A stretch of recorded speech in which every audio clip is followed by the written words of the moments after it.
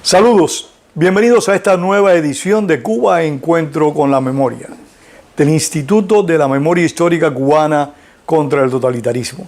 En el día de hoy tenemos una entrevista interesantísima. Un hombre que ha dedicado una buena parte de su vida a la lucha por la democracia en Cuba, al igual que otros muchos personalidades que han pasado por este ciclo de entrevistas del Instituto de la Memoria Histórica. Hoy tenemos a alguien, les repito, querido, estimado y respetado. Un hombre que nos puede contar durísimas experiencias, que se llama el Tommy Fernández Travieso. Tommy estuvo largos años en presidio, luchó intensamente contra el régimen castrista desde muy joven, desde temprana edad, al extremo que solo por su corta edad no fue fusilado por las huestes de Fidel Castro. Así que, sin más, nos vamos con Tommy Fernández Travieso, a quien le damos las gracias. Muchas gracias a ti. Tommy, gracias por esta oportunidad. Realmente nos conocemos hace muchos años, pero es primera vez que vamos a conversar ampliamente. Recuerdo que estás en el documental que hizo el Instituto, Yo los he visto partir, sí, donde allí describes una experiencia muy traumática, pero este tipo de conversación más extensa, con más detalles, nunca la habíamos sostenido, así que te pido, ¿cómo empezaste la lucha contra el régimen de los Castro? ¿A qué te dedicabas? ¿Qué hacías en esos tiempos? ¿Qué edad tenías? Imagínate, yo estaba en el Colegio de La Salle, me había graduado en junio del 60. Tenía 17 años en esa época. Y mi hermano, Ernesto, mayor que yo, ya estaba trabajando primero contra Batista, y después empezó en la lucha universitaria. Él era el Gordo y Salvat, el Gordo Salvat y Alberto Müller, eran los tres figuras del estudiantado de la universidad. Cubela los vota en un meeting y ya se empieza la conspiración. Ellos al principio conspiraban con... Estamos hablando del año 60. 60, sí, septiembre. Por ejemplo, yo iba a entrar a la universidad por entrar en ese año, en ese mes, y que nada más que entré, tu nombre, Tomás Fernández Travieso, no, si a tu hermano lo votamos de aquí, vaya, ni pude entrar. Y no estudié en ese momento. Y entonces ya empieza al principio era con la agrupación católica, Trinchera, un periódico que se estaba haciendo en la universidad. Y después ya empezamos a forjar lo que sería el directorio. Se empezó a trabajar en Cuba y en el exilio se forja lo que es el directorio, formado por estudiantes. Eso sí, teníamos que ser todo el mundo estudiantes, preuniversitaria o universitario. Y entonces se gesta esto. Mi hermano, el Gordo y Alberto estaban en el exilio. Y el que estaba a cargo del directorio en La Habana era Luis Fernández Rocha. Y ahí empezamos a trabajar. Al principio estaba trabajando de chofer, yo tenía 17 años, de chofer para Orestes García, que era el que estaba de jefe de la prueba universitaria. Y yo me aburría, porque era enseñarlos a hacer cosas, sabotajes pequeños, a organizarse. Él lo enseñaba en eso. Sí, armas, lo básico de las armas.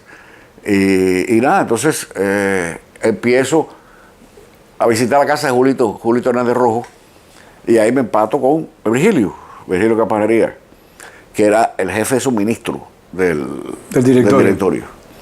¿Suministro qué hacía? Ellos habían creado ya una organización antes que se llamaba SAC, ¿no? SAC, Salve a Cuba, que él se incorpora. Habla de SAC, por favor. Él se incorpora con toda la gente de SAC al directorio. Salve a Cuba se llamaba. Y más o menos haciendo lo mismo. Y le atrajo mucho porque eran estudiantes también. O sea, nos incorporamos y nos fundimos. En eso estaba Virgilio Campanería y quién más en SAC. El hermano Néstor, que todavía está vivo. Ay, Dios mío. Olvídala. 2 o 3 más que me acuerdo el nombre, pero ahora no me acuerdo. Esa era una organización pequeña que se sumó al directorio después. Sí. Y entonces ya conozco a Virgilio y empiezo, veo que el trabajo de él me gusta más que él. Y entonces me dice, no, mira, ¿por qué no vienes a trabajar con nosotros? Es fácil, carajo. Lo que hacía el suministro, o sea, en el directorio había acción, la Secretaría de Acción, y había 2 independientes que respondíamos a la acción. Uno era abastecimiento y otro era suministro. Abastecimiento era principalmente recoger armas de las que tiraban, las pocas que tiraban en la costa, que había que salvarlas y limpiarlas porque todo era un desastre, y también recibir gente que vinieran o la salida de la gente. Eso eran suministros. Ese era abastecimiento. Abastecimiento. Y suministro era los encargados de tener como el bodeguero, cuántas armas tenemos, cuántos explosivos tenemos, cuántos carros tenemos, y que estuvieran perfecto. O sea, Acción nos decía, necesitamos 3 carros con tantas armas y tantos explosivos. Y nosotros nos ocupábamos de suministrar eso. Suministrarlas, dejárselas en un lugar, ellos las recogían y nos las dejaban en otro lugar. Y nosotros las recogíamos de nuevo, y ese era un problema grande porque teníamos carros que ya la policía si dejaba un carro parqueado más de 24 horas, te lo intervenían, te lo cogían. Entonces había que estar moviendo todos los carros. Tommy, en el SAT, ¿tú llegaste a estar en el SAT? No. ¿Tú estuviste en el directorio? Yo empecé en el directorio. ¿Tú empezaste en el directorio? Sí, por eso yo te digo, no. ¿El SAT cumplió algún tipo de acción en contra del régimen? No estoy seguro. ¿No estás seguro? No estoy seguro. ¿No tienes esa información? No estoy seguro. Y entonces ahí pasé para trabajar En el SAT también estaba Tapia Ruano, ¿no? Tapia Ruano. Sí, correcto. Tapia Ruano fue miembro del SAT también. Es verdad que sí. Y entonces me dije, bueno, es fácil, porque mira, lo que hacemos es trasladar armas principalmente. Entonces, pero no te preocupes, mira, tú manejas muy bien. Yo corría carro y corría motocicleta y manejaba muy bien. Entonces, dice, tú llevas el carro y vas a llevar siempre un artillero. Un tipo al lado, armado con un M3 principalmente. Y yo voy atrás de ti con otro artillero, escoltándote a ti, cualquier problema. La primera vez me dice, bueno, voy a recoger el carro. Cargado, estaba hundido, así cargado de el maletero. Y digo, Virgilio, el artillero. No hay. Ve, vaya. Yo voy atrás de ti solo también. Los planes eran muy buenos, pero en la realidad... Las medidas de seguridad nunca se aplicaban porque no era lo ideal, no había gente, no había armas, no había nada. Entonces, cuando se perdía un carro por accidente, porque se dejaba ahí y no se había recogido, eso era un duro porque no había carro. ¿Cómo se nutrían de carros? ¿Cómo era? Bueno, después me enteré, primero era gente que los donaban, pero si caían en manos de la policía, había que, por ejemplo, el caso del Gago Laza, él era telegrafista, estaba llevando la planta de telegrafista por Guarabacoa, por ahí, y había un cerco ahí, y entonces él tira y sale corriendo. Y entonces al día siguiente Luis me va a buscar, Luis y Virgilio. Si puede dar los nombres completos con los apellidos y la memoria te cubre para eso, Sí, es preferible que lo haga completo. Gago Laza, José María Laza. José María Laza. Sí. Sí. Entonces me dice, oye, hay que rescatar el carro. El carro estaba en la rotonda de los perros frente al Yacht Club, solito ahí. Entonces, ¿quién va de voluntario? Yo, por supuesto, no dije nada. Julito dijo, no, yo voy de voluntario. Que Julio García, Julito Hernández Rojo. Hernández Rojo. Sí, entonces, esta vez íbamos con todos los artilleros y todos los... Entonces, llegamos ahí y había dos perseguidoras que normalmente parqueaban ahí, pero el carro estaba solito. Y entonces nos deja Luis Fernández Roche y con Julito nos dejan y se van a dar una vuelta para arrancar el carro. Y cuando vamos a llevar las pistolas metidas dentro de un periódico, o sea, y cuando yo paso digo, oye, el carro este está todo oxidado por atrás, pedazo de carrocería. Era un carro que le habían dicho ustedes. Era el carro de José María Laza, de la familia, que lo había dejado, sí. Y había que volarlo, porque si lo cogían, toda la familia estaba involucrada. Entonces, bueno, entramos, por supuesto, había un tiro en muslo. Bueno, cuando abro la puerta, los tiros que del lado de allá sobresalían como una tetilla por la puerta. Sí. Y la vestidura del carro era ya sangre seca, llena de cristales. Bueno, me siento ahí. Habían herido a Laza ahí. Sí, en el muslo. Yo le regalé después la balita que la sacamos de ahí, la que le había atravesado el muslo. Y entonces, tratar de arrancar, no arrancaba. Y miraba para allá. Entonces, Virgilio me dice, ¿tienes miedo? Y estoy cagado. Digo, pues yo también. Casi todo, arrancó el carro. El carro tenía 2 tiros en motor. Nada más que funcionaba 2 pistones. Y ahí salimos del carro a casa de Julio Hernández Rojo.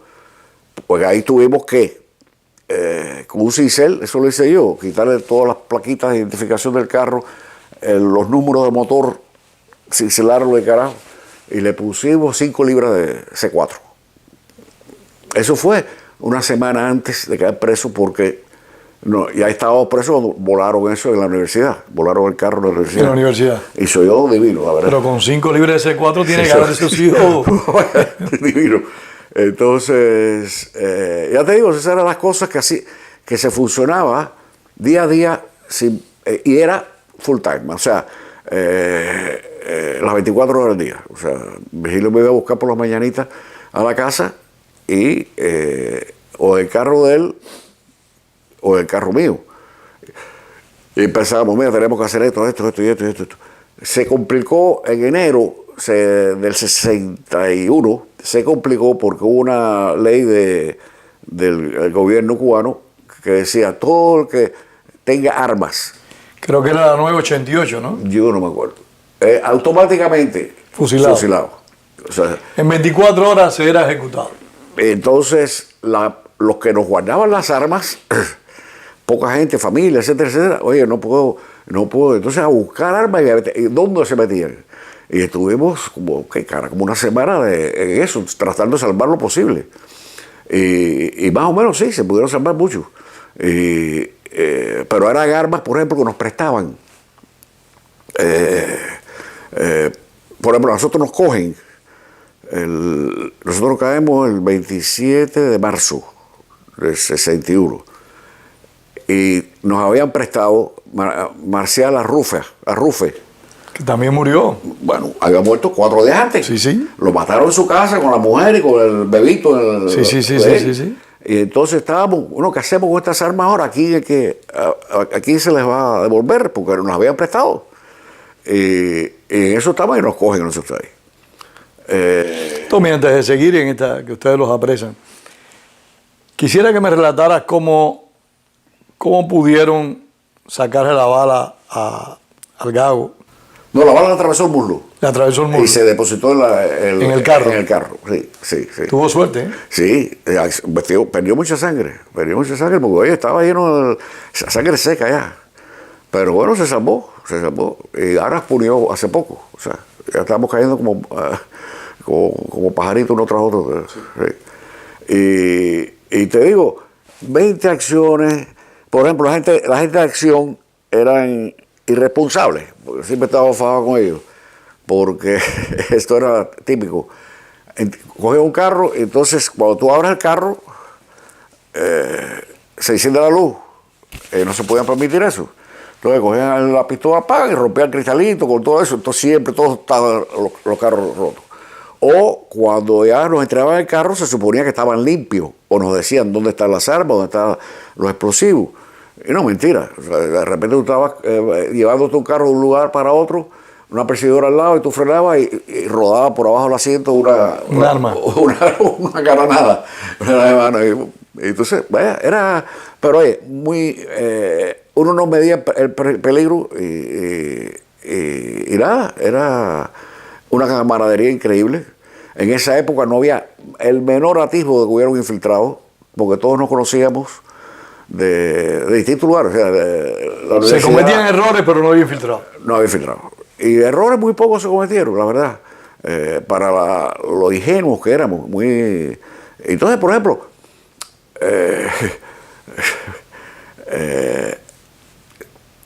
lo principalmente que se hacía, la función del directorio era crear un grupo de estudiantes organizados, y se formó un montón de gente que pudieran hacer pequeñas acciones de sabotaje, pequeñas acciones. ¿Para qué?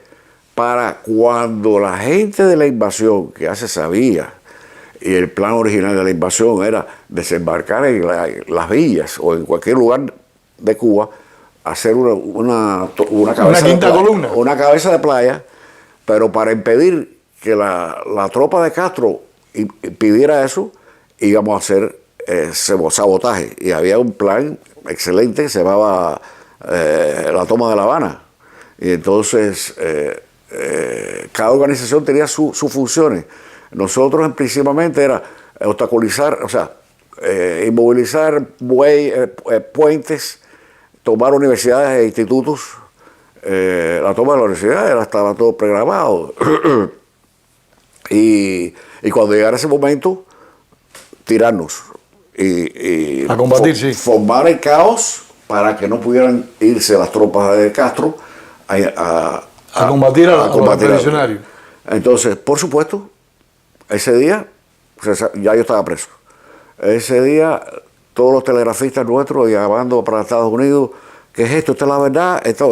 Nada, quédense ahí en su casa. Quédense en su casa. Está hablando del día del desembarco de Villacochino. Quédense en su casa. ¿Para qué quédense en su casa? Para que vinieran el G2 y los cogieran presos en las casas. Y así fue como... Así ocurrió. Como el clandestinaje. Así nos agarraron presos a todos. A casi todos. Entonces, por ejemplo, hay un dato que tú lo dices y nadie te lo cree. El primer día de Girón cogieron presos entre 100 y 200.000 personas en La Habana. Y eso ocurrió en todo el país, eso ocurrió en toda Cuba, porque yo estaba en Santa Clara y nosotros siempre insistimos, antes de que el dictador Augusto Pinochet convirtiera el estadio de fútbol de Chile en un campo de concentración, Fidel Castro había convertido en campo de concentración todos los campos deportivos de Cuba. Campos deportivos, teatros, todo. Los cines, los metían a la gente estuvieron por lo menos 48 horas, por lo menos. Después, cuando ya se pierde en Girón, empezaron a soltar, casi todos los soltaron. Pero tú le dices aquí, no, en 24 horas cogieron 100 y pico mil gente en La Habana. Ah, mentira. Mira, el mismo caso.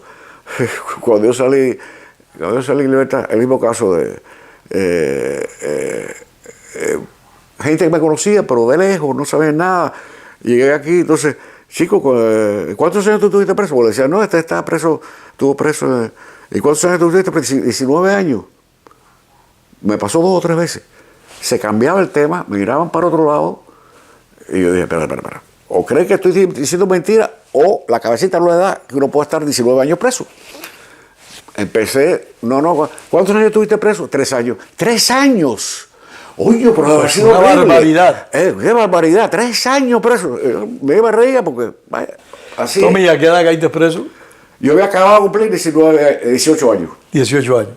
Sí, yo cumplí en septiembre y yo caí en marzo, 18 años. Y cumpliste 18 años poco antes de caer preso y cumpliste 19 más en la cárcel. Sí, yo cumplí más tiempo preso que libertad. Entonces, ya te digo, son anécdotas yo trabajaba con Virgilio. Virgilio era admirado y conocido por todas las organizaciones como valiente. Vaya, mira, por ejemplo, un caso esto no, yo no lo viví, era una anécdota de Virgilio. Antes había una casa que la habían intervenido, que estaba vigilada y había armas allá adentro y había que sacar las armas. Entonces Virgilio vio cerrado en la esquina, en la otra esquina, rodeado. Nos damos cuenta ese día. Entonces, ¿qué pasó? En una esquina había un vendedor de viandas, un carreterero de viandas de eso, que vendía las viandas por la calle. Le pagó y no sé cuánto al carretinero, cogió la carretilla llena de viandas, entró en la casa, Sacó las armas. metió las armas bajo las viandas, las sacó. Entonces no se dio cuenta que tenía unos mocasines sin media. Y los que estaban ahí decían, pero tú te das cuenta que un viandero no anda con mocasines sin media. Él le importó un rey. Lo guardamos, salvamos las armas. O sea, era así, era muy osado, valiente y todo el mundo lo admiraba. Y nada, era la herencia de él. Y yo viví parte de ese prestigio, ¿no? Sobre todo el presidio. Otras, mira, cómo se funcionaba el clandestinaje. Estaban los dirigentes, secretario general, secretario de acción. No. Virgilio iba con jefe de acción del 30 de noviembre. Oye, me hace falta tantas armas, el carajo. No, sí, cógela. O el 30 de noviembre, por cierto, para la huelga de marzo del 61. Dijo, no hace falta esto y explosivo, queremos que la huelga triunfe y no tenemos nada. Y entonces digo, espera, no te damos nada. ¿Cómo que no te damos nada? Y yo estaba ahí, entonces yo, aquí acabamos tiro, porque eran gente violenta, ¿no? Y yo, no, dime donde tú quieres y nosotros ponemos la bomba a nombre de ustedes. Nosotros la ponemos. Es una colaboración magnífica. Magnífica. Entonces, por eso, a nivel de acción, las distintas organizaciones se daban la mano unos a otros, nos conocíamos, nos identificábamos y nos ayudábamos. No había que ir a través de las jerarquías de las organizaciones. Y entonces te digo, fue por una vía intensa. Empecé a trabajar con Virgilio, quizás en diciembre, enero, febrero y marzo. Trabajaste con él solo 4 meses. Un siglo, eso era un siglo, porque eran las 24 horas al día. Las 24 horas al día. Entonces, por ejemplo, a nosotros no nos permitían estar en la calle después de las 8 de la noche. Porque a esa hora es que se ponían las bombas, o es que había más redadas de gente. Y entonces teníamos que irnos a acostar a las 8 de la noche en nuestra casa. Por supuesto, muy pocas veces cumplíamos eso, pero nos cuidábamos por la noche. Pero por la mañana y por el día era, vaya, todo el tiempo y pasaba sustos sin trascendencia ninguna, pero pues salíamos bien de los problemas. Pero fue una vida, lo mismo con me lo imagino que nunca estaba en una trinchera, que día a día, momento a momento, que te maten. Entonces, sí, yo tenía yo sabía manejar muy bien, te dije, y decía, no, a mí no y me conocía La Habana de memoria. Y digo, no, yo me escondo, pues voy por aquí, por allá. O sea, para que me nos cojan en un carro es difícil. Y no nos cogieron un carro, nos cogieron en la casa de Manola. Pero bueno, estas son las aventuras de la juventud. De la juventud. Y te digo, Virgilio era un tipo valeroso, buena gente, lo quería todo el mundo, siempre riéndose, siempre alegre. Y nada, entonces, Era un hombre joven igual que usted. Sí, no tenía 21, yo tenía 18. Y entonces 21 o 22, cumpliendo eso. Entonces había veces que se iba, tenía una novia en Cárdenas. Entonces los weekends se iba para Cárdenas. Entonces te ocupas de eso.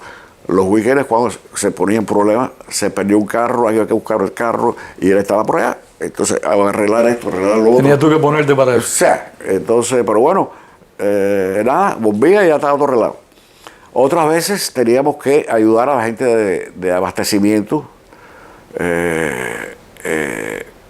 Por ejemplo, hay un desembarco viene fulanito en un bote. Hay que recogerlo y llevarlo a otro lugar. Y no podemos porque tenemos que estar en el otro lugar. Y teníamos que hacer eso. O sea, ¿Participaste en operación de recepción? no, yo no. ¿No esperaste nunca Iba, gente? una fue con, a recoger a Choco Zonville, no sé si te lo conoce, Jorge Sí. Zonville. Yo lo conocía de antes. Y me dice, no, viene Choco Zonville y no podemos ir a buscarlo, carajo, sí. Yo, bueno, vamos.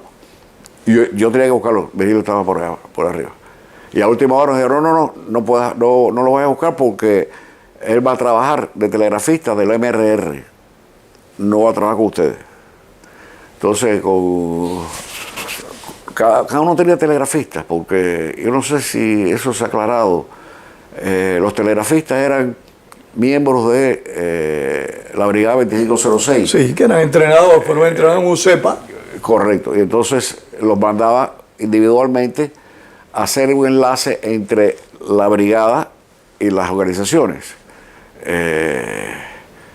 Y funcionábamos así. O sea, en la época mía, el telegrafista era Acevedo, que está aquí, está todavía muy bien, del directorio.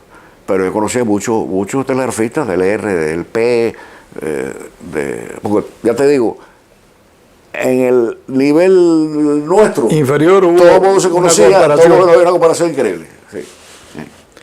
Tommy, ¿cómo se produce los días previos al arresto de ustedes? ¿Qué actividades realizaron y cómo fue?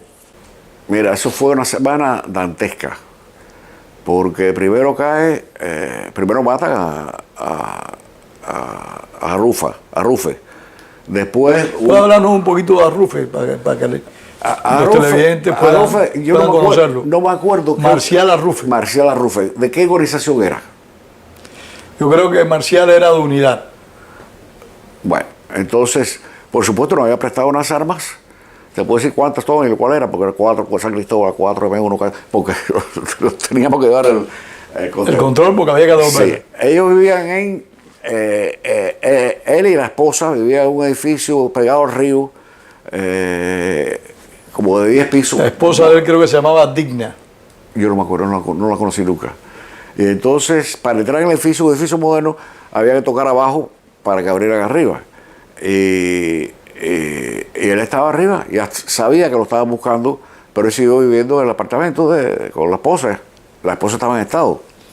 Y entonces viene alguien, me han dicho, yo no me contaba nada, sabía dónde estaba viviendo, y llegó a seguridad de estado, le tocaron el timbre cuando iba arriba, y ya él se había sospechado una pistola, y la mujer le cogió otra pistola, se cayeron a tiro todo el mundo ahí. Ellos se fueron a tiro con la policía. Con la G2, con G2. Sí. Y los dos murieron. Los dos murieron, los tres. Los tres. A ver, Bebito también. Entonces, ahí, un lanzamiento que había para en las villas, que era del R, creo, los cogen a todos. Que era Juan Ferrer estaba metido en eso. Y se pudo escapar. ¿Quién? Juan Ferrer. Juan Ferrer, bueno, ese lanzamiento fue, si no me equivoco, para la zona norte de las villas por Yaguajay. Ahí estaba involucrado nuestro amigo Lino Bernabé, sí, cayó preso todo el mundo Roberto Pisano. Cayó preso. Es otro desastre. Y el último desastre fue una semana antes también, en una casa de reparto flores al lado de la Universidad de Villanueva, que había una reunión de Francisco, Sorí Marín, vaya. Ese fue un golpe mortal. Mortal. Entonces, ¿por Permíteme, sí, para darle conocimiento a nuestros veedores, no se puede decir televidente porque no es lo correcto. Esa fue una reunión muy importante donde la cúpula de la oposición dentro de Cuba se reunió.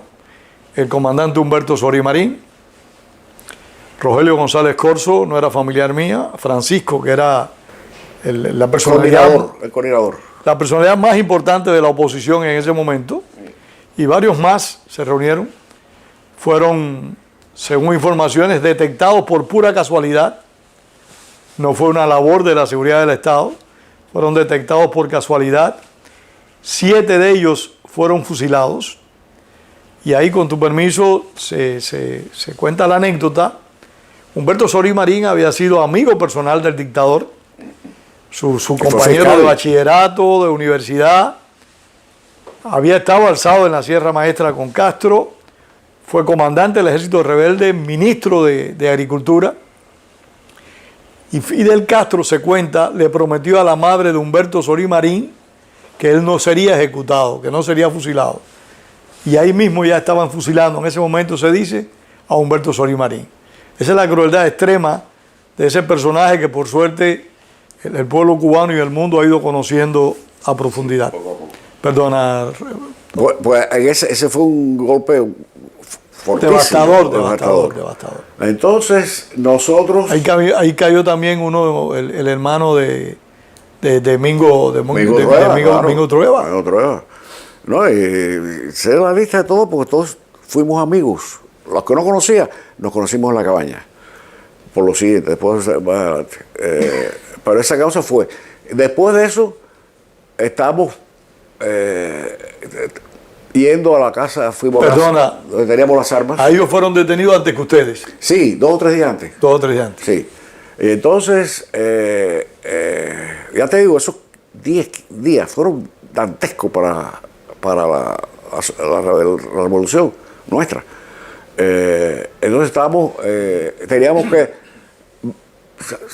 hacer algunas bombas. Mira, las bombas. Nosotros se hacían las bombas para crear un estado de inestabilidad en el país, pero no para matar a nadie. Eran unas petacas de cigarros que guardaban un cuarto libro, un octavo de libro de C3 o C4, según lo consiguiéramos. C3 o C4 son explosivos plásticos. Muy potentes, dicho sea de paso. Sí, pero el C3 tenía una peste horrible. Cuando trabajé en eso te quedaban los dedos negros. Entonces hacíamos eso y era para, por ejemplo, ponerlo bajo un carro de algún chivato, cosas esas, pero era de ruido, nada.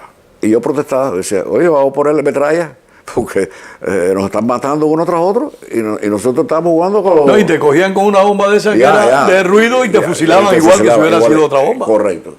Y entonces estábamos ahí un minuto, por supuesto, las medidas de seguridad de ese día, esto era una casa del río Mendares. ¿Dónde estaban ustedes? Sí, era una casa grande, entonces ahí vivía Manola, que nos permitió guardar cosas en el...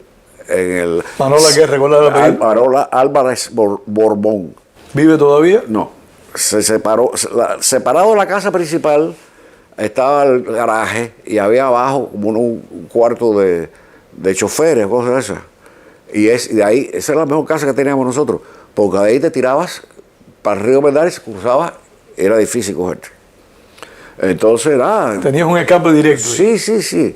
Y ahí nada más que podíamos ir, Virgilio y yo. En muchos lugares, que eso fue un error también nuestro, porque no podíamos andar juntos. Porque lo cogía uno, le quedaba al otro, lo que sea.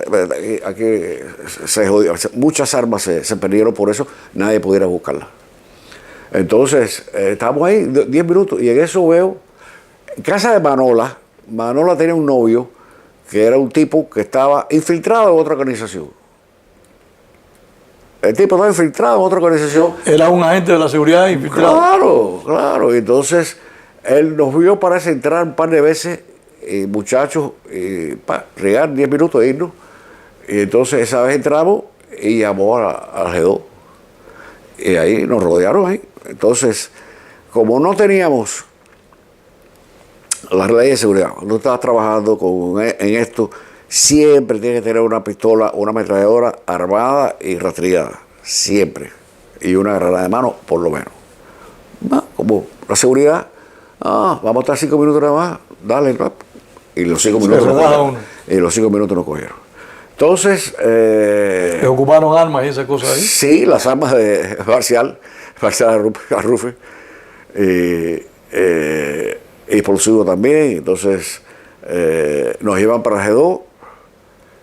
Y a la media hora. Ahí cayeron presos tú. Virgilio, Tapita, Manola y el tipo. Y el infiltrado. El infiltrado. Cuando llegamos a G2, el infiltrado lo soltaron. No nos dimos cuenta de eso, lo infiltraron. Manola sí estuvo presa hasta el día de juicio y ahí Manola nos dice que nos echó para adelante fulano tal. Nombre y apellido Orlando Carballo. Muy bien que lo digas. Orlando Carballo. Orlando Carballo. Ese personaje se metió en una embajada, vino para acá, para Estados Unidos, y era líder de una organización aquí, líder, Orlando Carballo. Antes de que saliera la libertad, se desapareció. Mira que traté de buscarlo, no. Amigos míos de la CIA trataron de buscarlo, se había ido para Cuba. Ya. Pero se llamaba Orlando Carballo. Nunca he escrito ese nombre, porque no quiero que esté en la mente. Bien, bueno, llegamos. Era un hombre de la edad de ustedes más o menos en esa época, ¿no? No lo conocíamos, lo vi una vez o 2 veces. Nunca lo conocíamos. Y él no nos conocía a nosotros tampoco. O sea, no era infiltrado entre nosotros, sino infiltrado en casa de Manola, en otra organización. Porque Manola ayudaba a varias organizaciones. Sí. Manola fue condenada a presidio. Manola tuvo, 30 años lo metieron igual. Y entonces no cumplió, al año formó una fuga de la cárcel de Guanajá de las mujeres, de las cuales se escaparon 5 o 6. Entonces se metió en una embajada y vino para acá, para Estados Unidos. Y aquí ella empieza a denunciar a Orlando Carballo y dice, estaba caminando por la calle 8, un carro se subió en la acera, la arrolló y se fue otra vez y la desbarató. ¿Así? De eso no murió, pero todos los huesos partidos. Ahora está cayendo atrás. Después no sé de qué murió. Acababa de llegar yo aquí, que muere ella.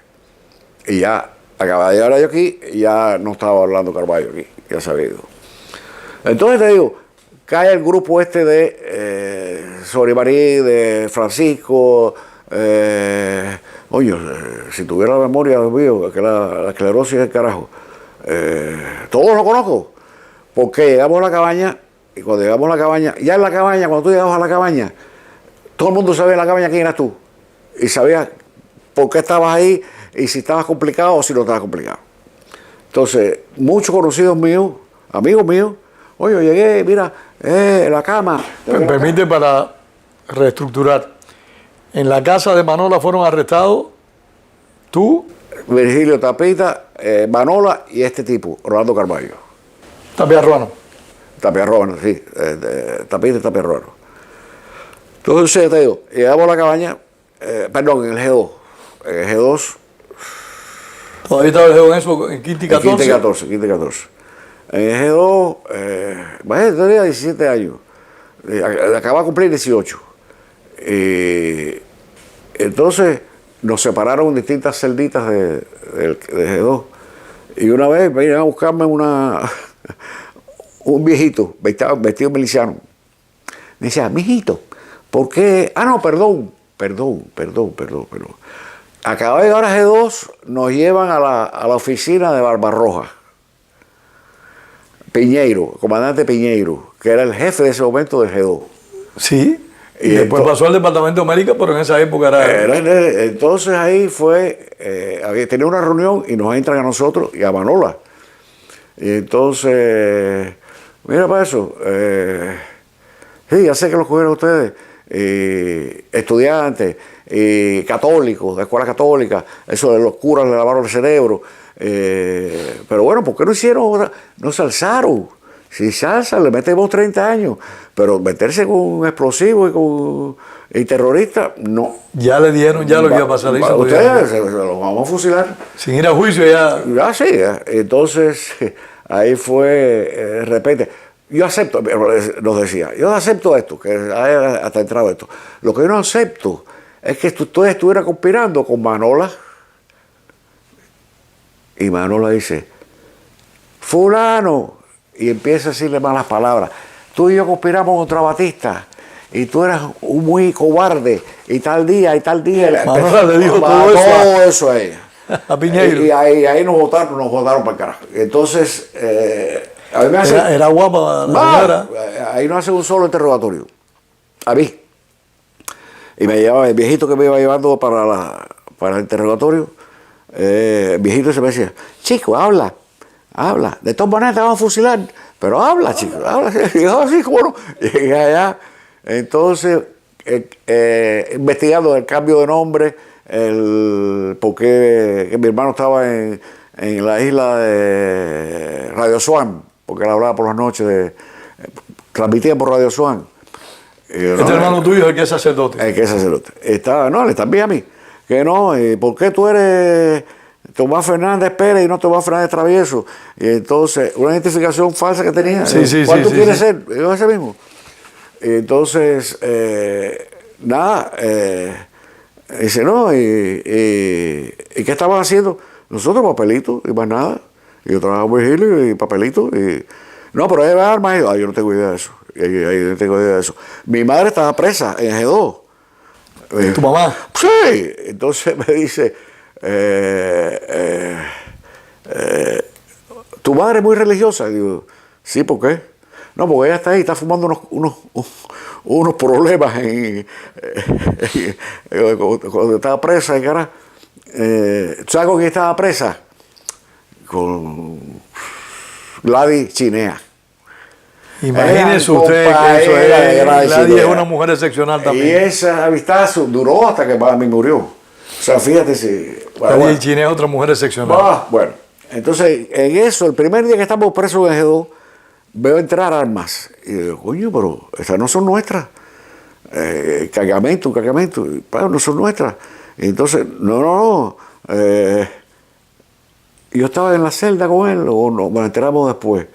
No, era que a las 12 horas de cogernos nosotros, cogieron a Alfredito Sánchez y a Pedro Fuentecito.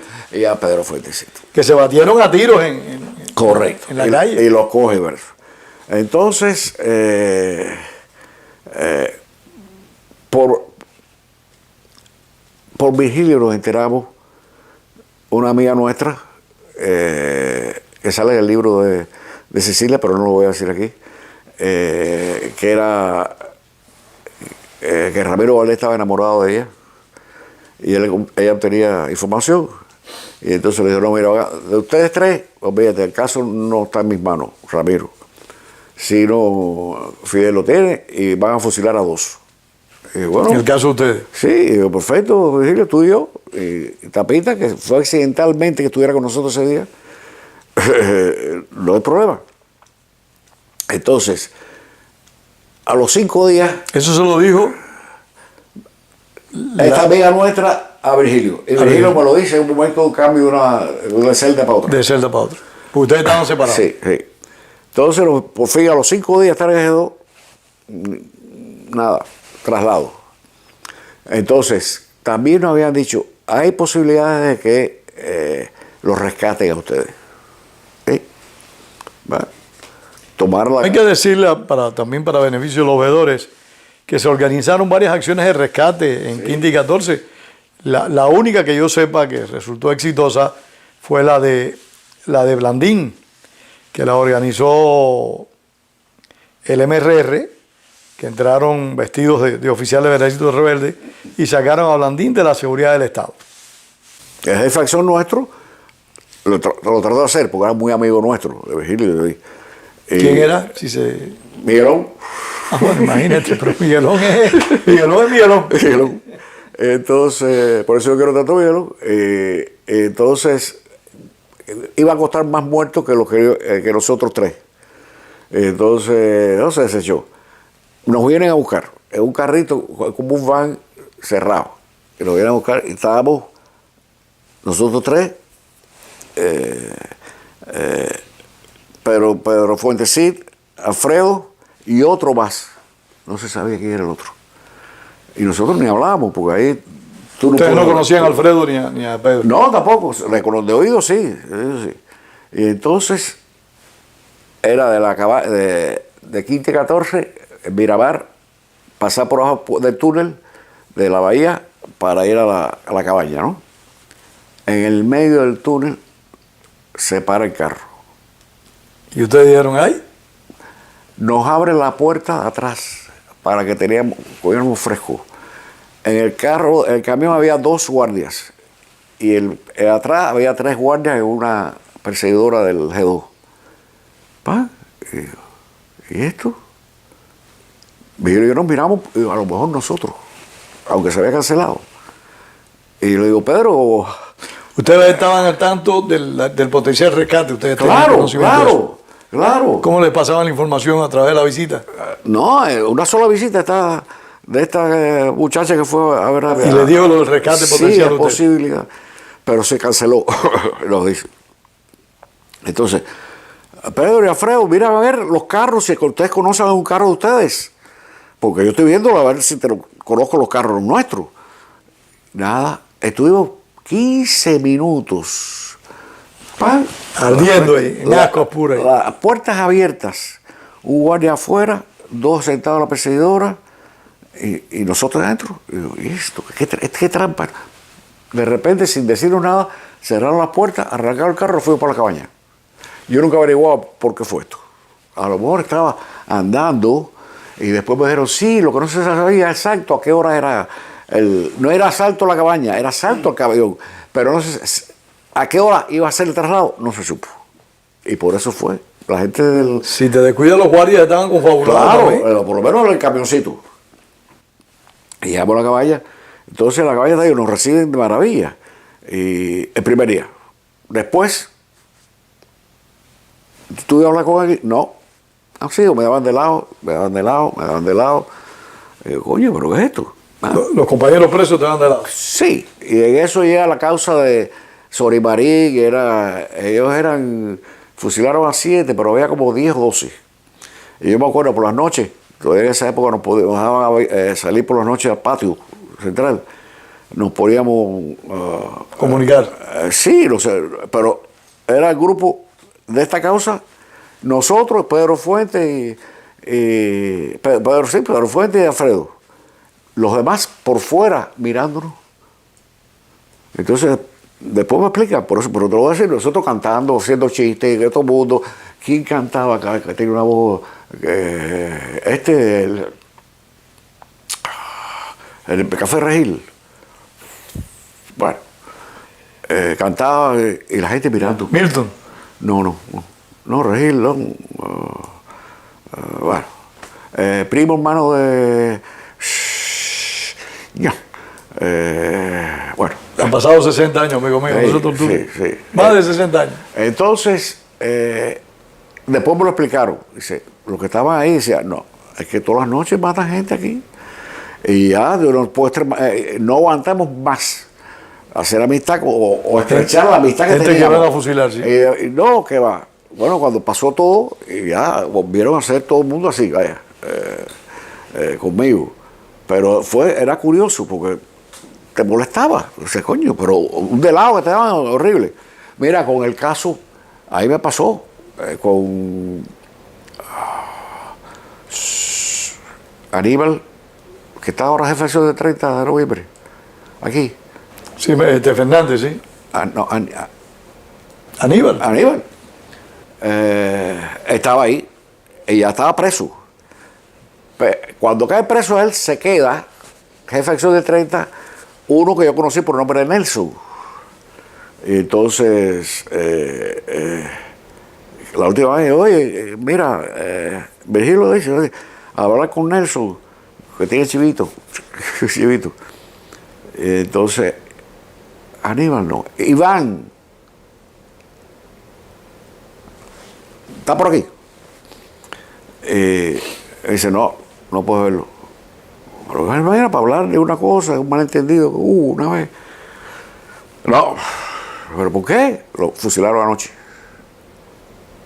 Y ahí es cuando nosotros nos damos cuenta de por qué del proceso de la vida en la cabaña. Y entonces, ya te digo, pregúntame. El juicio. El juicio. El juicio, el 17 de abril, por la mañana, ya sabíamos, pues habíamos radiecito escondido en la galera de la cabaña, que había ya la invasión. Por supuesto, la invasión no se sabía nada, el clandestinaje no sabía nada de la invasión. Nadie sabía nada. Nada más que el gobierno de Castro. Ese sí sabía de la fecha, y no el lugar, eso sí, la fecha sí lo sabía. Y entonces, que la invasión y carajo. Entonces, lo que decía el radio era, por el puerto de Bayamo, están desembarcando. Bayamo está de tierra adentro. Bayamo no tiene puerto. No tiene puerto. Pero bueno, esa es la información que había. En eso nos llaman para el juicio. A nosotros tres. Bien, entonces,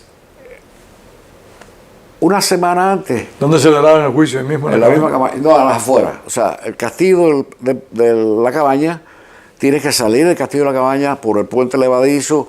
Ahí se ve en esa época ya habían puesto el paredón ahí, o sea, el palo donde fusilaban. Y entonces era como a 2 cuadras, una casita, en el medio del polígono, era el juicio. Era la casita. Entonces, estaba convertido eso en la corte. En la corte. Entonces, nosotros, ningún abogado quería coger el caso nuestro. El único que nos aceptó, a Virgilio y a mí, fue Luis Fernández Cauí, el cual, vaya, tengo mucha amistad con él. Mira, yo creo que esa es una persona a la cual los presos políticos le tenemos una gran deuda de gratitud. A Luis Fernández Cauí. Fue un hombre excepcional, fue de los pocos abogados cubanos, valiente, entre ellos él y Fidel González, que es un abogado matancero, emparentado con este que estuvo alzado de Matanzas, con Perico Sánchez. Él está casado con la hermana de Perico Sánchez. Ya fallecieron, los dos fallecieron. Fernández Cauí. Pero Luis Fernández Cauí fue un hombre de un gran valor, que cumplió con su labor de defender a los acusados, cosa que la mayor parte de los abogados cubanos no hicieron. Se negaron, no nos aceptaban. Y si aceptaban, acataban como válidos aquellos procesos espurios. Sí. Hay que decirlo. Sí, por eso te digo. Entonces, yo no lo conocía, creo que lo fue a ver una vez nada más. Y entonces ese día lo veo en el juicio y me dice, yo vine como todos los días y no... las listas de los fusilados, de los juicios, ustedes no estaban, de repente cuando estoy saliendo, alguien me llama y dice, oye, los nombres de los tuyos está aquí, lo acaban de poner ahora. Y se quedó ahí. El juicio fue como a las 2 de la tarde o algo de eso, en ese lugar. El juicio duró quizás 20 minutos, de los cuales 10 minutos se paró porque estaban saliendo camiones con artillería para ir a Girón. Para ir para Girón. Y el ruido no se podía ver, no se podía oír. Entonces el juicio era el tribunal, Pelayito Paredón era el jefe del tribunal. No sé. Le dicen a este individuo, personaje repugnante, pues, Pelayito Paredón, porque fue el responsable de que cientos de personas fueran fusiladas, fueran ejecutadas, porque él lo que era verdad lo magnificaba y las mentiras las convertía en verdades oficiales para poder fusilar a los procesados. Entonces, y el fiscal Flores Ibarra, o sea, nosotros teníamos lo mejorcito de... Tenían lo mejor de la familia castrista. De la familia. Otro charco de sangre también. Charco de sangre. Flores Ibarra después vivió, entonces creo que al final de la revolución, yo te lo digo porque me hicieron muchas entrevistas, porque él estaba viendo en Chile o en Perú, como un potentado. Uno de ellos, no sé si era Floribarra. Pelayo Paredón o Floribarra. Floribarra. Uno de ellos vivió en Chile, tenían negocios creo que de farmacia. Sí, y se hizo un documental denunciándolo, ¿no? No sé qué habrá parado. Entonces, ya te digo, volvemos para... entonces... En la cabaña. Sí. En el... Dictan sentencia allí. Sí, pero a mí me dan fusilamiento a ellos dos y a la vez 30 años. Bueno, y cuando regresamos, normalmente en la cabaña había una celda que era lo que le decían la capilla, que es donde normalmente la gente lo ponían para la celda de castigo, pero a los que iban a fusilar. Entonces, cuando entramos a rastrillo es 2 rejas con un espacio en medio. Antes de entrar a la prisión propiamente dicho. Y ahí era la capilla. Y entonces Virgilio le dice, yo estaba esposado con Virgilio. Y dice, no, este no va para adentro. Y el guardia, Va para adentro también. el guardia, sargento Moreno. Te lo voy a decir por qué, porque hay que dar los tiros de gracia. El apellido era Moreno. Entonces la novela mía, la primera, Sí. Tú lo relatas ahí. ahí sí. Entonces, dice, no, yo estaba ahí presente y ahí dijeron, no, todo pena de muerte. Bueno, le decía, oye, gracias, vamos para adentro. Porque por lo menos puedo estar con ellos hasta el final. Porque normalmente se había castigado en el momento que iba a haber fusilamiento, lo sacaban. Y quedaban nada más los que iban a fusilar. Y entonces, me extiendo en esto si quieres. Extiéndete en esto, sí. Porque al salir de juicio,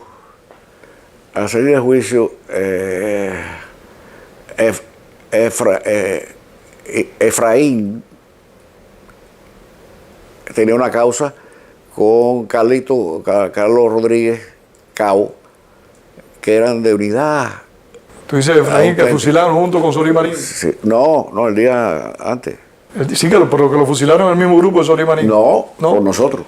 Con ustedes lo fusilaron. Sí, entonces cuando vamos a salir para el juicio, él viene a vernos y me dice, mira, mi socio de causa, Carlito, está en capilla, solo. Siento decirle que usted no vuelve para acá. Te dijo Efraín. Sí. Pero mira, para que le mande saludos y mira, y dile esto y esto y esto. Ah, perfecto. Eso fue cuando ustedes iban para el juicio. Cuando íbamos para el juicio. Cuando llegamos a la capilla, ahí estaba él. Ya Efraín estaba allá. Mira, sí, oye. Saludando a Carlito. Mire para acá porque Carlito se iba a guardar aquí y yo voy a estar con él todo el tiempo. Y Carlito muerto de risa. Entonces, sí, a Carlito le habían pero a muerte, a este le habían dado 30 años. A Efraín. Pero le subieron la pena de muerte. La pena de muerte. Entonces, bueno, ahí estábamos. Entonces, estábamos nosotros 3. O sea, te metieron junto con Tapita y con Sí. Virgilio. La capilla es abovedada como todas las cosas de la cabaña de España, sí. Pero estaba dividida en 3 o 4 celdas, 2 y 3 cada lado. En una estaba Carlitos, y que no lo veíamos, nada más que lo veíamos. Carlitos y Efraín Rodríguez. Coño, mira, ya está La memoria regresa. Y entonces ya estaba en una de las celdas un marinero que era de la brigada, de la celda 8. Nadie lo conocía. Y muy sutil, nunca, nadie, tengo el nombre, pero bueno. Y entonces, en la otra, ya estando nosotros dentro, meten al marciano. El marciano y otro más. Lázaro Reyes. Y el marciano, no me acuerdo ahora. ¿Por qué el marciano? Mientras estábamos en la cabaña, estaba en la misma galera nuestra. Todos los causas difíciles las metían en la galera de 12. Y entonces el marciano decía, no, yo soy marciano. Y hacía planos de platillos voladores, naves espaciales. No tengo nada que ver, yo soy marciano. Yo soy marciano, entonces el otro no, el otro era normal. Eran de Winnes. Y lo habían cogido con bombas. Y yo sabía que iban abajo. Y entonces, conversando, porque no nos veíamos la cara, ¿no? Conversando. Pero tú sí estabas en la misma celda con Tapita y sí, con Tapita. El marciano me dice, oye, caballero, aquí creo que los marcianos me van a salvar de esta. Me truenan a mí de todas maneras. Y el tipo, buenísima gente. Bueno. Y con mucho un coraje increíble. ¡Bah! Entonces, después meten a otro más. Carlos Rodríguez, muchacho de 20 años. Lo habían cogido accidentalmente y alguien que lo acusaba le decía, no, uno que cuando la bomba le encantó, él estaba cerca de mentira. El tipo estaba en su vida, no sabía lo que era la lucha revolucionaria, no sabía nada de gobierno, no le interesaba nada, era la Dolce Vita. Y entonces, entra, porque normalmente nadie decía nada. Inclusive. Yo eso he dicho, nosotros conversábamos muy poco de lo que nada, se podía o no haber hecho. ¿Sí? Nada. Nadie lo comentaba. Y mucho más en el juicio, en la cabaña. Sí. Y entonces empieza a hacer unos cuentos, estoy inocente. Le digo, está bueno ya, no metas más cuentos. Si, en un par de horas te va a matar, chico. No, que es verdad. Bueno, ahí estuvimos 3 o 4 horas en la celda. Rezamos muchas veces. En la capilla. En capilla de toda la celda. Entonces Virgilio hace una carta, que yo la saco, que es la que está por ahí. Entonces a Tapita, a los demás le dijeron, si quieren hacer una carta para los familiares, háganla y la dejen ahí en la celda. Tapita dejó una y se la dieron a los padres, por cierto. Tapita también escribió. Sí. Entonces, en la celda, bueno, haciendo cuentos, chistes, rezábamos. ¿Qué tiempo estuviste ahí? No sé. Nosotros entramos en capilla como ya estaba atardeciendo, o sea, sería como las 5, las 6. Y ahí el tiempo se paró, ahí yo no tengo más idea del tiempo. Entonces, porque empezaron a fusilar, según lo que nos dicen afuera, a la 1, a las 2 de la mañana. Porque se oía, perfecto. Entonces... Esa noche todos los que estaban ahí en capilla fueron fusilados. Sí, por eso, y como eran 8, nosotros éramos 8, más el marinero de la galera 8, que nadie conocía. ¿Lo fusilaron a él también? Claro, entonces yo estoy por muerto, pues oyeron 8 y éramos 8. Entonces al día siguiente, déjame hacer esta anécdota porque por eso mismo. Entonces por el amanecer me sacan y carajo, y hay una, dicen, yo no sé, que me fajé con un guardia, ya estaba en medio de la invasión andando, el patio cerrado, toda la galera cerrada, había... Eso fue el 18 de abril ya. El 18 de abril, entonces sería como las 11 de la mañana, a las 10 de la mañana. Y entonces en la galera nuestra había La ejecución de Tapia... Fueron la madrugada del 18. La madrugada. Entonces, este personaje, buenísima gente, después estuvo preso conmigo mucho tiempo. Le decíamos Granada. Porque tenía una hernia en la barriga, que parecía una bolita aquí, parecía una granada. Todo el mundo le decía Granada. Buenísima gente. Y entonces yo me suelto en el patio y voy para mi galera. No había nadie ahí en el patio. Y me acerco ahí y Granada estaba cogiendo un poquito de agua ahí de la llave. ¿Crees que te habían fusilado también? Bebé. Empezó a gritar y salió corriendo. Pensó que era un fantasma. No, claro. Entonces después me doy cuenta cuando me abre las rejas y eso, donde vivíamos Virgilio y yo vivía arriba y Virgilio abajo. 3, no sé quién vivía abajo. En los techos se acostumbraban con pintura o betún o algo de eso, pintaban letras negras con una cruz. Los nombres. Entonces, llego, dice, No, ven para mi cama. No, ven para mi cama. No, yo quiero ir a mi cama. No, que ven para mi cama. Cuando usted estaba El nombre tuyo puesto ahí. El nombre mío ahí. Al día siguiente lo borraron, por supuesto. Pero bueno, por eso te digo, o sea, son anécdotas. Pero bueno, estamos en Capilla. En Capilla nos viene de repente una... ¿cómo es? ¿Todavía se mantiene esperanza cuando estás en Capilla de confianza? Siempre. ¿O ya da la certeza de que... Siempre. La esperanza de que se va a salvar. La esperanza era los invasores. A lo mejor llegan aquí a tiempo, está en Matanza, o está, a lo mejor llegan a tiempo, carajo. Ya al final no. Ya después de la petición de que revisión de la ratificación de la condena. Eso, se pide, ya. Y entonces ahí viene oficialmente. O sea, la apelación que después viene la ratificación. Yo 30 años y otro fusilamiento, todo el mundo. Entonces, nada, ya, después de este papel ya la gente va entre cansancio y depresión, por supuesto. No cantábamos tanto, ni hacíamos tantos chistes, pero bueno.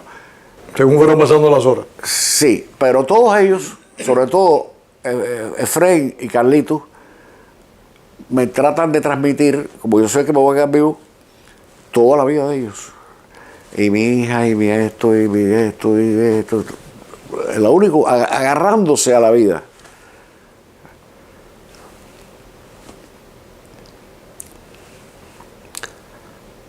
Cosa que para mí no era fácil. Ni es fácil hoy ni nunca. Entonces empiezan a llamar gente el sargento Moreno, precisamente. El sargento Moreno tenía una Makarov, una pistolita. Soviética. Sí, que se la había regalado, creo que el Che, porque el Che estuvo de jefe de la cabaña mucho tiempo. Precisamente por eso, porque le daba los tiros de gracia. Y entonces, primero llaman a Carlito. Para fusilar. Sí, entonces a través de la reja nos abrazamos, carajo. Y ya, entonces después viene Efraín. Efraín me deja la sortija de él para que se la diera a la hija. Cosa que hice. Y eso es la historia. Y la novela está. La novela es el silencio de ayer. Está ese pase y la relación con la hija. Conocí a la hija después. Bueno, es muy curioso. Y se va también. Después ya va, o sea, el procedure era, llegaba el tipo con 2 guardias. Entonces, una lista, fulano tal. Entonces el preso decía presente. Lo llamaban 1-1. Sí, abría la reja, salía. Entonces... ¿Había oído ustedes la descarga, el tiro de gracia y todo? Entonces, sí,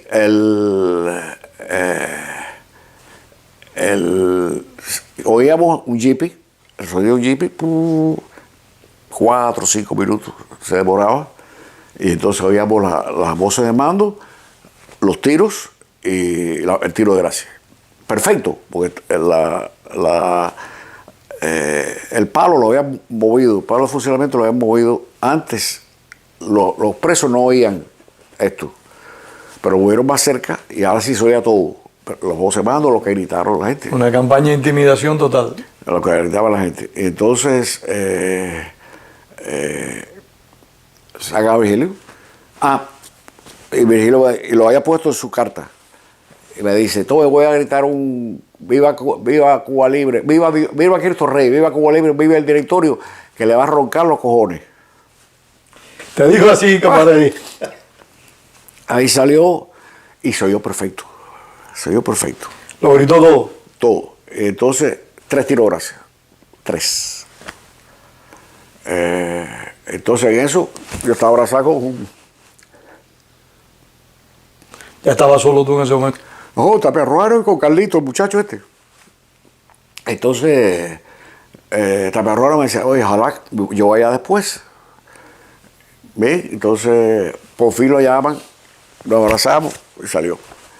Entonces, Carlito, muchacho este, me dice, oye, ¿tú viste cuántos tiros de gracia le dieron, no? A Virgilio. 3, sí. Tú sabes que no hay tiempo que lo quiten uno de otro, ¿no? Y dice, no, yo no comenté nada con Taperruano, de todas maneras lo va a ver. Le desbarataron la cabeza. porque y no hay tiempo para quitarlo. Para retirar los cuerpos, sí. Entonces, bueno, fusiles. Y así van uno tras otro. Cuando viene el marciano. ¿Fue el último? No, el último fue el que estaba conmigo, ese muchacho joven joven nada, mayor que yo, pero bueno, que no estaba en nada con la revolución, ni contra la revolución, ni política. Sí. El marciano pasa, después se lo dame carajo. Se fue todo el tiempo, todos los pasillos, todo eso, cantando el himno nacional. El marciano. No, lindo. ¿Y eso que era marciano? Entonces, por último, viene el pobrecito el muchacho Me dice, Tommy, te lo vuelvo a repetir, estás viendo que van a fusilar a un inocente.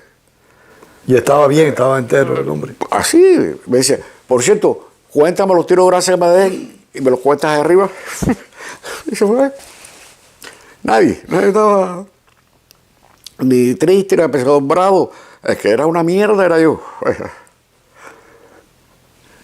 Entonces ahí se va todo el mundo. No sé qué tiempo pasa. Vienen a buscarme, gracias a Dios me sacan de esa celda y me ponen una de frente. Entonces no. Viene otro guardia, no Moreno, viene otro guardia. ¿Ya estabas tú solo ya? Sí, entonces, mira, para que te mueves, no, yo me quedo aquí tranquilo. Y yo, para ser cool, una revista bohemia vieja que había ahí, dice, no, yo estoy bien aquí, estoy leyendo. Dice, pongo la revista al revés, porque estás leyendo al revés. Vamos, anda, vete para la otra celda. Entonces, en la otra celda, me desespero. Los nervios me hicieron mierda. Caía pillazo a las paredes. Bueno. Al amanecer me sacan, también había frío. Al amanecer me sacan, me llevan al patio, y ahí es donde pasa con este hombre. Con Granada, con Granada y con varias gente más que. Bueno, entonces ahí estuve 18 de abril hasta el 2 de mayo, que me llevan entonces para Isla de Pino. Ahí no comí, ni fui al baño nunca. Después me di cuenta de eso. Porque venían a verme la gente y me decían, ¿tú no comes? No, un poco de leche, un poco de leche. Después alguien se dio cuenta y dijo, oye, ¿desde cuándo tú no vas al baño? No tengo idea. Pero bueno, no me pasó nada. Bien. En eso, al día siguiente, 19, abre la galera y estaba todo el mundo ahí. Y habían traído ya a Francisco, a Rogelio González Corso. Entonces, Oreste García, que estaba preso. Pero eso fue ya en el patio ya, ¿no? Sí. Y Oreste, que amigo mío del directorio, que empecé a conspirar con él, que ya estaba preso. Me dice, oye, Rogelio quiere hablar contigo. No quiero hablar con Rogelio. No quiero verlo. ¿Y él estaba condenado a muerte ya? No, todavía no estaba en juicio. Lo había ido, iban para juicio. Iba por juicio. Y entonces me dice Tommy, yo sé que Rogelio, te entiendo, está bien, no te preocupes. Ya sé todo lo que pasó allá en Capilla y yo voy a gritar lo mismo que gritó Virgilio. No soy yo, entonces quiere decir que los amordazaron esa tanda, que eran 7. Ninguno gritó. Ninguno, no. Entonces, ahora hay una cosa muy, muy bonita, que es un ejemplo.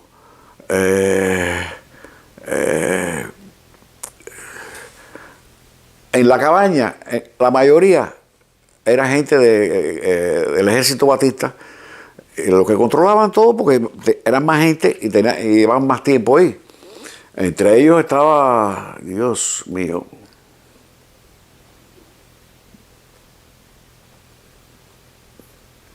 yo creo que era el padre de Raúl, el coronel Mirabal, que era el de cargo más alto. Después te voy a decir por qué el padre Raúl. Oye, sin lugar a dudas, Raúl Castro. Raúl Castro, sí, afirman eso, sí. Entonces, yo lo conocí, él conocía todo. Tú llegabas ahí, entonces sí, era Mirabal, Felipe Mirabal. Todo lo nuevo pasaba por ahí. Y entonces te preguntaba, comentaba contigo. Vaya, era como el padrino de la cabaña. Y en eso se anuncia, ya estaba la gente de las causas de Sorimarín, pero a él no lo habían traído. A él lo traen 2 o 3 días antes. A Rogelio. No, a Sorimarín. A Rogelio lo traen la noche anterior. La noche anterior al juicio. Al juicio. Que es el mismo día del fusilamiento. Correcto. A Sorimarín lo había traído 2 o 3 días antes. Entonces, Sorimarín era comandante de la revolución. Sí. Al principio de la revolución fue fiscal, condenó a muerte Sí. a mucha gente del gobierno de Batista, entre ellos a Mirabal. Me lo dijo a mí. Dice, mira, Mirabal te lo dijo a ti. tengo 3 condenas de muerte, yo, y las 3 me las merezco, porque yo era un hijo de puta. Pero de todas maneras, este hombre mató fue el fiscal de mi hermano, que fusilaron hace tiempo, a principio de la revolución, al principio de enero. Entonces, había, bueno, se comenta, ahí viene, era anochecer casi, Sorimarín. Sorimarín trató de escaparse cuando lo cogieron preso, le metieron un tiro en la pierna. Un tiro en la pierna, sí. Y estaba con muleta.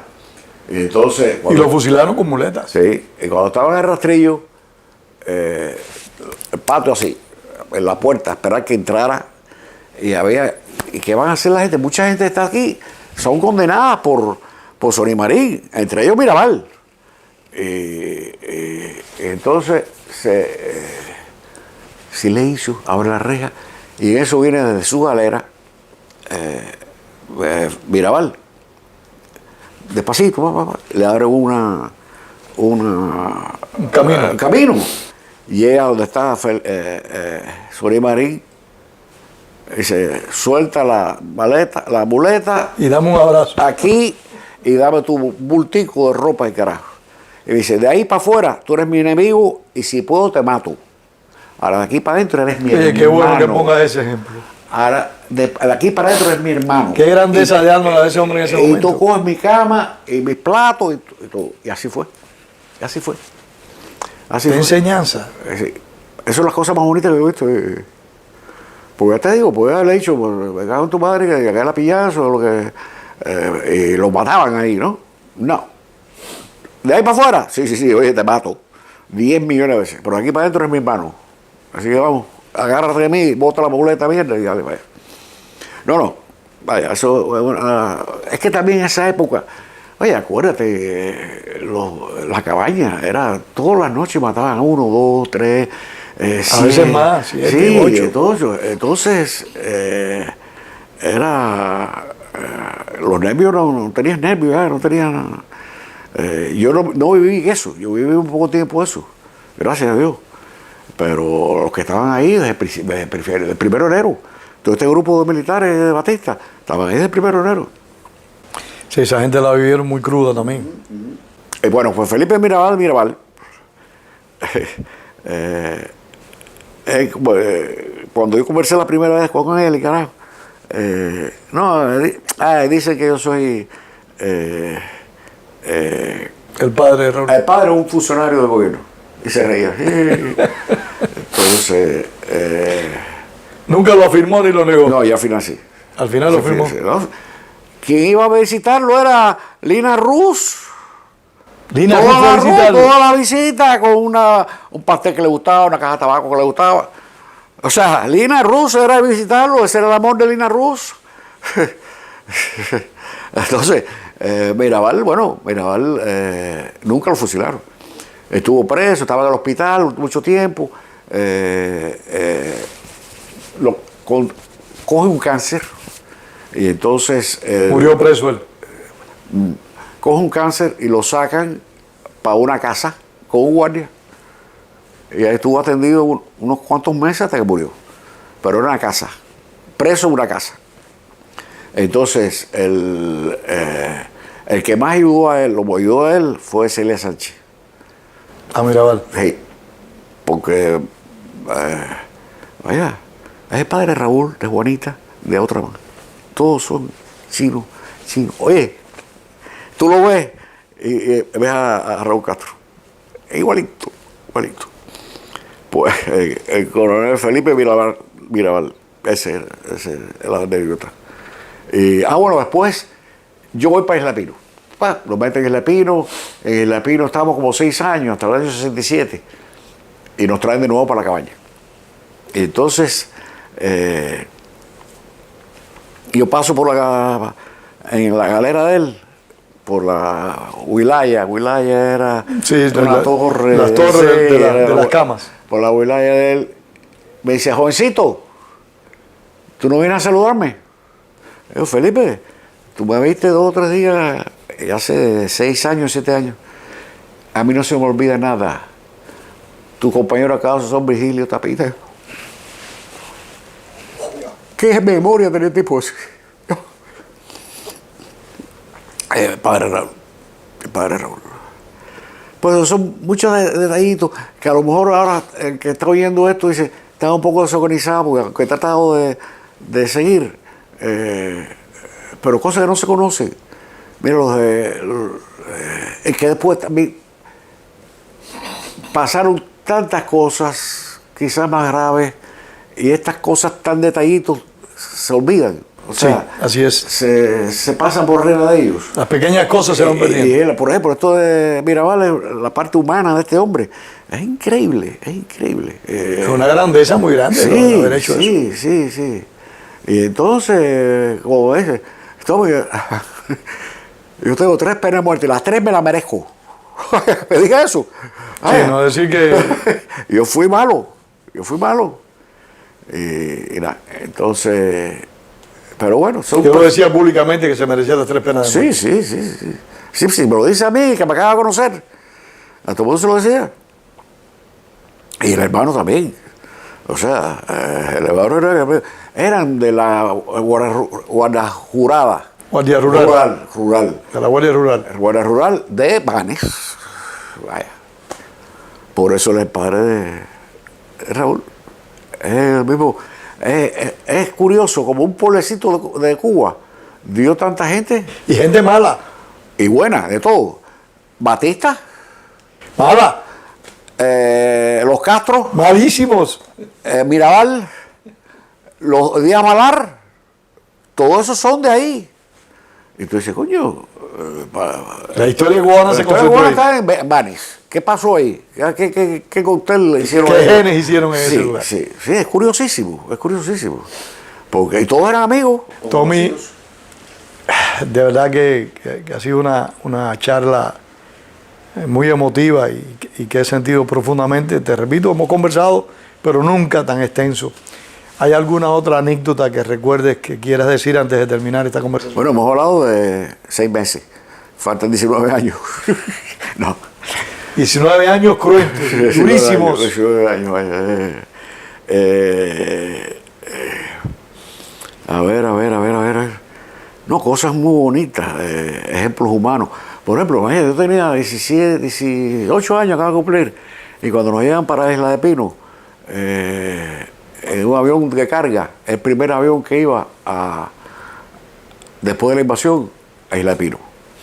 Entonces con nosotros estaba, y ahora no me acuerdo el nombre, a ver si tú te acuerdas, que la causa nuestra era, la cordillera. La cordillera se le llamaba al grupo que iba en un avión, 110 éramos. Y entonces estaba el ministro de Educación de Carlos Prío, médico. Sí, sé quién habla y el sobrino estaba preso también, se me ha olvidado el nombre. Ese señor, bueno, en esa época tendría 60 y pico de años. Y cómo lo vejaron, cómo lo insultaban, y el tipo con una grandeza de alma, y inspiraba respeto. Y entonces, por ejemplo, tú dices, bueno, tú debes admirar que eso lo aprendes uno en presidio. Uno no aprende, ahí no tenemos nada. Es más, lo único que teníamos era la ropa, y la ropa no era ni de nosotros. Nos la daban, nos quitaron y nos daban en cuero. O sea, era la condición humana. Y tú no validabas a las personas por sus conocimientos, ni por su dinero, porque no existía. ni si por su posición social, porque nadie las conocía, sino por esto, la condición humana. Y lo mismo valía un analfabeto guajirito que conocía a 3 personas, que este señor que fuera ministro de la... Y se trataban igual y se evaluaba, por eso le digo, la calidad de la condición humana. Sí, y eso es una cosa admirable, porque además, normalmente en la vida común uno usa máscaras. Se disfraza por el trabajo, se disfraza, el esto se disfraza, o sea, ponen máscara de buena gente, buena mala, o hipócrita, la gente, en general. Sí, no hay espacio para eso. Ahí no, porque son minuto a minuto, en las buenas y en las malas, cuando estás pisoteado o cuando estás alegre y no hay lugar para máscaras. Todo el mundo se conocía, bueno, tú lo sabes, carajo, todo el mundo se conocía por su condición humana. O sea, es honesto, la honestidad. Y por ejemplo, mira, una cosa que ha hablado, los chismes, ¿puedo 2 minutos? Adelante. El chisme y las mentiras, por envidia, lo que sea, eso no existía, por lo menos en la circular 4. Porque yo te decía, oye, Pedro, fulanito dice que tú eres un come mierda. Y entonces, así, tú me cogías el brazo. Vamos allá, así mismo era. Fulanito. ¿Qué es lo que tú estás diciendo de Entonces, mí? tú eres así, por esto me fajaba contigo. O si no, los dos nos fajamos con este, con el que quería meter. Y ahí nadie, había muy poco chisme. O sea, así, tú lo dices, vamos a ver. Tommy, esta es una pregunta obligada. ¿Estás orgulloso, satisfecho de haber combatido la dictadura y de haber sido preso político cubano? Por supuesto. No lo cambio por nada. Y si te dicen, ¿lo repites? Sí. ¿Por qué? Me dicen, perdiste 19 años de tu vida. No. Perdí algunas cosas de 19 años de vida, pero gané otras cosas. La experiencia, el conocer a la gente, porque conocemos tanta gente sin máscara. O sea, era... personas genuinas. Genuinas. Y es invaluable. Invaluable, no. Eso Invaluable, está muy bien. Sí. Bueno, maestro español. Entonces... Así pasa. Por eso, sí. Pero te digo, no hay... y yo creo que ningún que yo conozca preso, que tú le hagas la pregunta esa, te va a decir que siente haber perdido esos años. No. Yo no conozco el primero que diga eso. No. Es increíble. Oye, la pasaba mal, coño.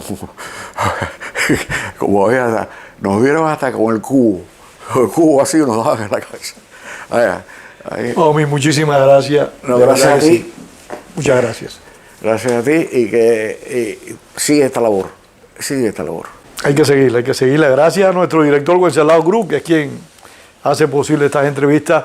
Ustedes han visto a un cubano o presenciaron, que una buena parte de su vida la sigue dando a favor de la democracia y la libertad de Cuba. Tomás Fernández Travieso, 19 años en presidio, sus mejores amigos ejecutados, fusilados por la dictadura. Y sigue en pie, sigue dispuesto a combatir por la libertad y por la democracia. Muchísimas gracias por participar, por estar una vez más con nosotros y espere una próxima entrega de Cuba, Encuentro con la Memoria. Gracias.